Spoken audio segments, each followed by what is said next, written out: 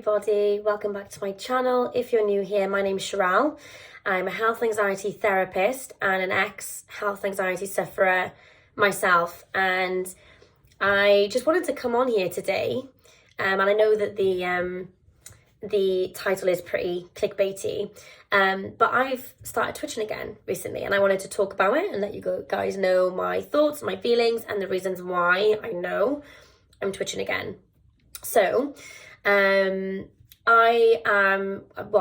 separated from my husband, and we're going through a divorce, and we separated like 6 months ago, and obviously that was all like really stressful. We've got 2 children together and for me that was incredibly stressful, like sharing the kids and just all of the stuff. Like, I'm going to sit here and explain it to you guys. You'll know that, or you could at least imagine that that is really stressful thing to go through.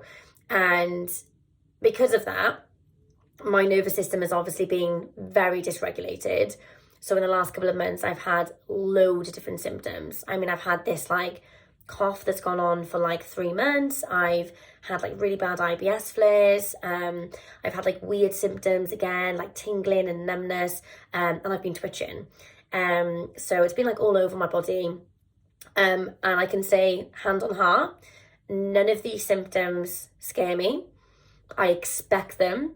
I know that this is just a result of all of that stress and anxiety that my body has been through in the last couple of months, along with the lack of sleep and just so many changes. There's been so much stress, and that's a very normal way for my nervous system to respond to this really difficult time. Obviously way back when I used to twitch, I just thought I was dying, you know? That's all I thought. I'm dying, there's something seriously wrong with me, and would go into complete meltdown mode. But now, because I understand the nervous system and myself a lot more, I can accept it. And I know that these symptoms won't last forever. I know that it's temporary. I know that my body right now just needs a lot of self-love and self-care from me. And it also needs me to not overly problem solve these symptoms, right? Because back when I used to have loads of anxiety symptoms, when my anxiety was really bad, I used to try to problem solve every single symptom. You know, I'd be like, right, but I need to take loads of magnesium. I need to do this. I need to see an acupuncture. I need to, you know, and it was all well intentioned. Like, it was, you know, I was actively trying to problem solve my symptoms because I hated the symptoms I was having. But I've come to learn that actually sometimes one of the best things that we can do is just go about life as normal and know that this is temporary and that everything will sort itself out. Yeah, it makes sense to make sure that I am hydrated and eating and sleeping and to support my body in that way.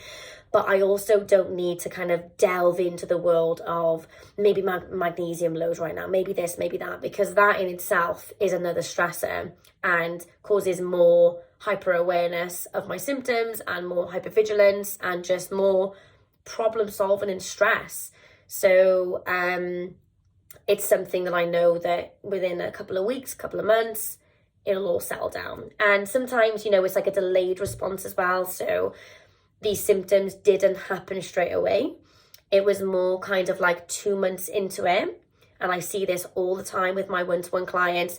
They'll come to me and they'll say, I'm having all of these symptoms. I've started twitching out of nowhere, right? And sometimes it really is out of nowhere. But a lot of the times when I speak to people and we just go back a couple of months, they'll be like, oh yeah, my grandmother died in July. Or, you know, I changed jobs in September. And then I'm like, well, bingo, there we go. That's what it is, because you went through a significant trauma or stressor, and your body, whilst you were going through that trigger, was on autopilot mode, and you were just getting through it because you needed to, right? And then when your nervous system had the chance, all of that built up adrenaline, cortisol, all of that kind of chaos then comes out and dysregulates your nervous system and depletes you in your vitamins and minerals and does all of this stuff for you to become really symptomatic. People do this often if they've like had a divorce, if they've moved house. Like sometimes when people like lose somebody, like somebody passes away, and then like it's a delayed response because they cope in the meantime because they have to. and then it all comes out after. So I'm not at all surprised that I've gone through a separation and now my body is attacking me a little bit, you know, because my body is dealing with all of that, you know. It's a lot. So it's normal, and it will pass.